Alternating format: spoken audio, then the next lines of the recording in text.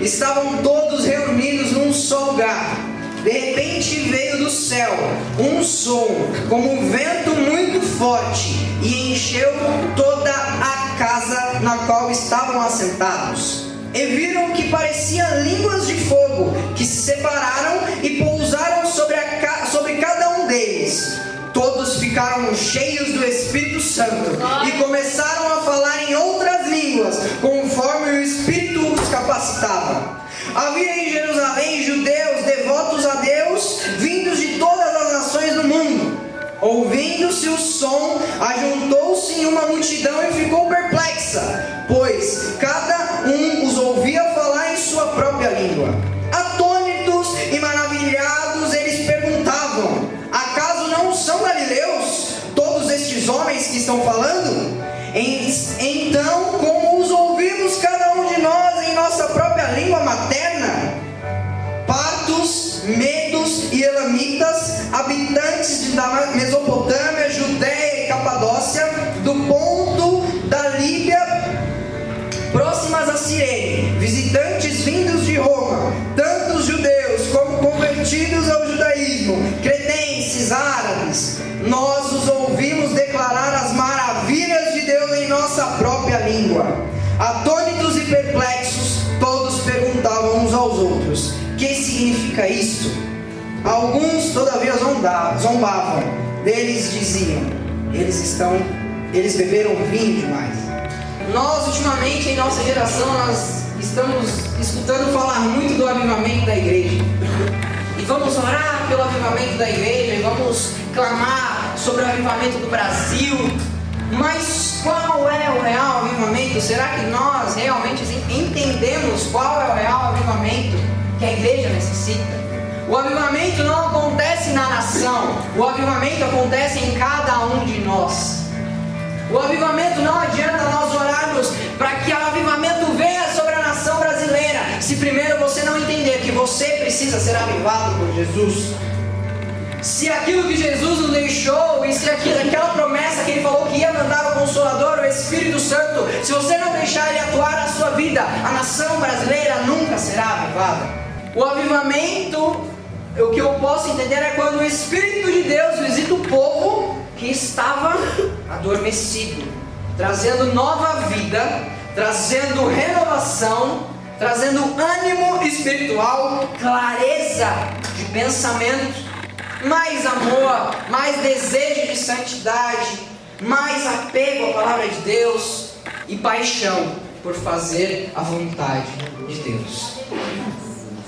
Então eu entendo que o avivamento, ele não começou exatamente em Atos 2, pois o avivamento é um processo a partir do caminhar com Cristo. A partir do momento que você tem um encontro verdadeiramente com Cristo, ali começa um processo de avivamento em sua vida.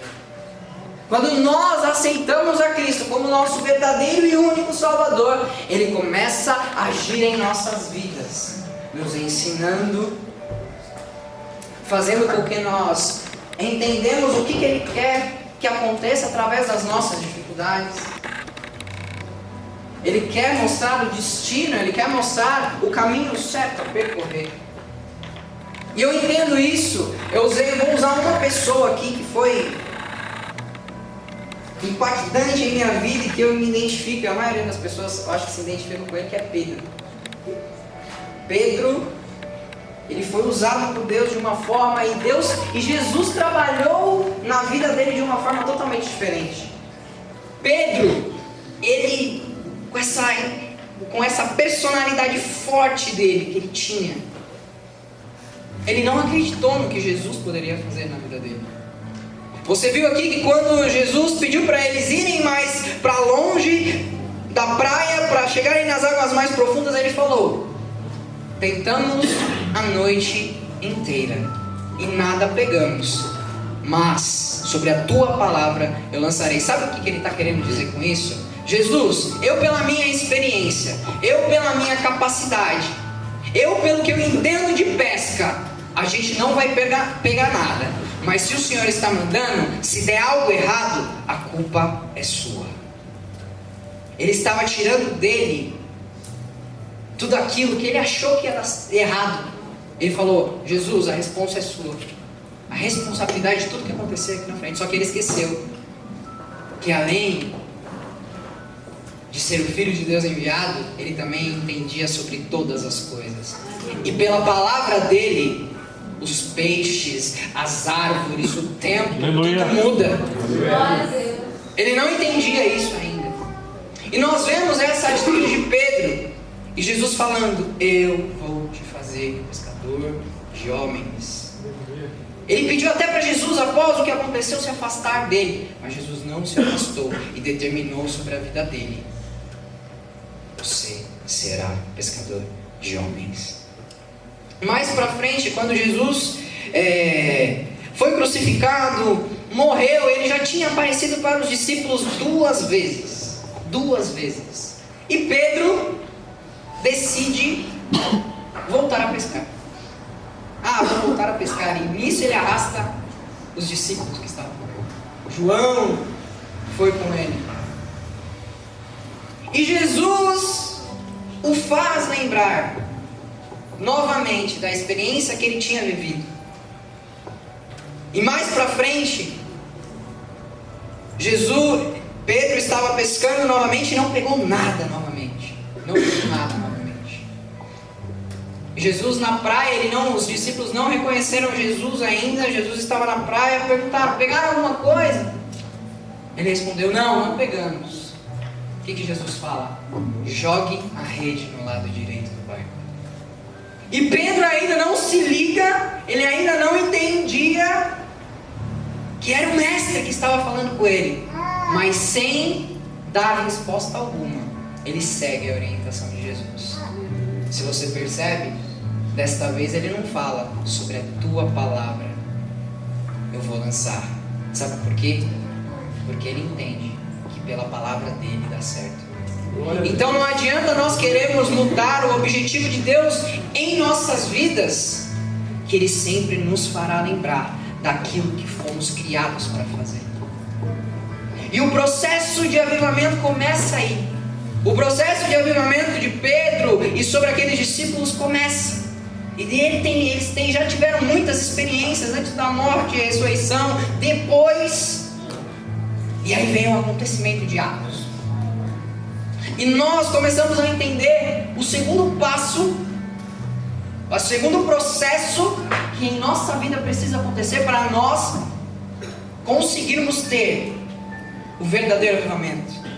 Ele não estava inerte, ele não estava em outra dimensão. Não, ele sabia o que estava acontecendo ali. O Espírito Santo tinha sido derramado sobre eles. O Espírito Santo tinha sido derramado sobre eles, gerando uma nova história, gerando um novo rumo para todos daquela época, para todos que estavam ali. Então ele teve a certeza: não, nós não estamos bêbados. Nós não estamos bêbados. Então quais são os pontos que vocês precisam? Nós precisamos, para que em nós seja gerado o verdadeiro avivamento. O primeiro é uma nova vida que Deus nos dá. E o segundo é a clareza de pensamento. E o terceiro, com a clareza de pensamento, é o apego à palavra de Deus. Após ele falar isso, ele continua: estes homens não estão bêbados como vocês supõem. Ainda são 9 horas da manhã. Ao contrário, isto é o que foi predito pelo profeta Joel. Nos últimos dias, diz Deus, derramarei o meu espírito sobre todos os povos. Os seus filhos e suas filhas profetizarão. Os jovens terão visões. Os velhos terão sonhos. Sobre os meus servos e as minhas servas derramarei o meu espírito. Naqueles dias eles profetizarão. Mostrarei as maravilhas em cima no céu e sinais embaixo na terra: sangue e fogo e nuvens de fumaça. O sol se tornará em trevas e a luz em sangue, antes que venha o grande e glorioso dia do Senhor, e todo aquele que invocar o nome do Senhor será salvo. Ele tinha apego com a palavra, ele sabia o que as escrituras diziam a respeito do que iria acontecer. Ele sabia que tudo aquilo que Jesus falava iria acontecer. Ele tinha fixo na mente dele que tudo que Jesus falava iria se concretizar. momento, independente de tudo, a palavra de Deus, a palavra que Jesus deixou, se realiza. Glória a Deus, glória a Deus. Porém, nós temos que ter apego a isso aqui. Nós temos que todo dia, nos alimentarmos disso. Nos alimentarmos dessa palavra que nos mostra que não é a situação que eu me encontro hoje que determina a minha vida, mas é o que Deus tem preparado para mim. Glória a Deus. Não é o meu pecado de hoje que vai me tirar da presença dele, mas é a minha atitude em cima do meu pecado que vai me falar se eu terei um encontro verdadeiro com ele ou não. É a minha vida governada por ele que vai ditar qual será o meu futuro. São as minhas atitudes de deixar ser governado pelo Espírito que vão dizer se nós estaremos de acordo com a vontade dele. Nós temos uma nova vida, ganhamos uma nova vida através de Jesus. Nós temos clareza de pensamento, nós temos apego à palavra de Deus. E o quarto ponto, muito importante, que vai de encontro a isso que eu acabei de falar, é mais desejo de santidade. Atos 2 ainda, pula lá para o versículo 38.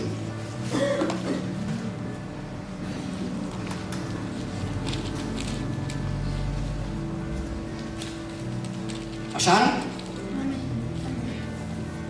Pedro respondeu: arrependam-se, e cada um de vocês seja batizado em nome de Jesus Cristo, para perdão dos seus pecados, e receberão o dom do Espírito Santo, pois a promessa é para vocês, para os seus filhos, para todos que estão longe, para todos os quantos o Senhor nosso Deus chamar. Com muitas outras palavras os advertia, isso Pedro falando, com muitas palavras os advertia, e insistiam com eles: salvem-se desta geração corrompida. Os que aceitaram a mensagem foram batizados, e naquele dia houve um acréscimo de cerca de 3.000 pessoas. Pedro, com a palavra dele, ele falava que arrependam-se de seus pecados, e insistia, e a pregação dele, essa primeira pregação, foi em volta disso. E o Espírito Santo, que convence o homem do pecado, agiu naquele lugar. E o desejo por santidade de cada um daqueles foi tão grande que cerca de 3.000 pessoas foram salvas. Se nós analisarmos o processo de avivamento na vida de Pedro, estava em um nível avançado. Sabe por quê? Porque quando nós buscamos a presença do Senhor Jesus insistentemente, a nossa vida é canal de bênção na vida do meu próximo. E quando o meu próximo entende que eu tenho algo que me salva, que me limpa, que me deixa de acordo com o que é certo, com o que é correto, eles também querem isso. E através de mim e de vocês, eles vão reconhecer e entender que Jesus Cristo é o verdadeiro Salvador. Glória a Deus. Então o processo de avivamento não é de uma hora para outra, não. Mas o processo de avivamento depende de cada um aqui. O processo de avivamento é individual. E o todo, o corpo como igreja, tem um papel muito forte com isso. O ânimo espiritual que aquelas pessoas tiveram todos os dias, dia após dia, aprendendo com os apóstolos, se dedicando, querendo entender mais sobre Jesus, querendo fazer a vontade dele, querendo viver em comunhão um com o outro, querendo viver a cada dia mais ligados à vontade do Espírito Santo. Pois quando nós entendemos e temos o real Espírito Santo dentro de nós, a vontade de nunca sair da presença dele é tão grande que nossa vida fica condicionada a ele. E essas pessoas estavam animadas e querendo a cada dia mais aprender e aprender e aprender. Então hoje, se posicione em querer aprender a cada dia mais sobre Jesus. Jesus, sobre a palavra de Deus, sobre tudo aquilo que Ele tem para a sua vida, sobre tudo aquilo que Ele tem determinado sobre a sua vida. Eu creio que cada um aqui tem um propósito, tem um chamado, mas basta você querer seguir aquilo que Jesus tem para você. Basta você querer e se esforçar e se animar e falar: não, eu quero mais de Jesus, eu quero mais a tua presença, eu quero conhecer mais Jesus, eu quero que a cada dia mais Ele seja o dono das minhas atitudes, eu quero que a cada dia mais Ele seja o dono da minha vida, pois quando a palavra dEle me invade, a minha vida muda. Glória a Deus.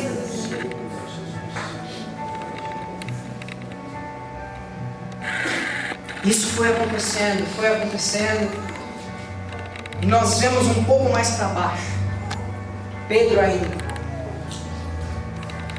3.000 pessoas alcançadas pela palavra, 3.000 pessoas estavam em processo de avivamento, 3.000 pessoas estavam querendo conhecer mais a Jesus, 3.000 pessoas estavam vendo sinais e maravilhas que os apóstolos, através do Espírito Santo, realizavam. E Pedro,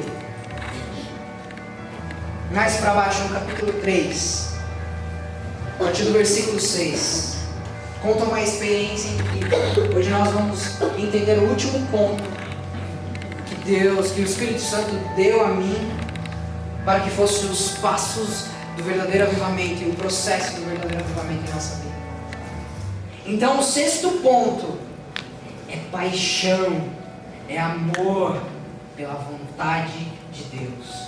Porque eu creio ali que ele foi totalmente inspirado pelo Espírito Santo em fazer tudo aquilo. Em fazer aquilo que eu não tenho ouro, não tenho prata, mas eu tenho algo que só Deus pode te dar. E nós ficamos perdidos porque nós somos seres humanos e alguns desses passos parece que nós não conseguimos e nós damos mancada em algum e parece que um não vai. Eu não consigo ler a Bíblia como eu deveria, eu não consigo amar a Ele, eu não consigo seguir no propósito que Ele me determinou. Mas hoje eu digo para você, tudo que Deus tem para você, Ele irá cumprir. E sabe por que Ele irá cumprir? Abre em João 16, a partir do versículo 7. Mas eu lhes afirmo que é para o bem de vocês que eu vou. Se eu não for, o conselheiro não virá para vocês, mas se eu for, eu o enviarei. Quando ele vier, convencerá o mundo do pecado, da justiça e do juízo. Do pecado, porque os homens não creem em mim. Da justiça, porque eu vou para o Pai e vocês não verão mais. E do juízo, porque o príncipe deste mundo já está condenado. Tenho ainda muito que lhes dizer, mas vocês ainda não podem suportar. Mas quando o Espírito da verdade vier, Ele os guiará a toda a verdade. Esses enganos que vêm sobre a sua vida, que você não vai conseguir, você não está fazendo tudo de acordo com a palavra de Deus, você não está fazendo tudo de acordo com o que Deus quer para a sua vida, você não é capaz, e aquilo vem. O Espírito da verdade hoje te fala: filho, eu vejo o que você tem feito, e não é um erro de percurso que determina o que você vai fazer daqui para frente, mas o meu Espírito te fala: continue firme, continue perseverante, continue entendendo sobre mim, continue tendo intimidade comigo, continue a me buscar, e eu me mostrarei para ti, e eu farei grandes coisas na sua vida. Se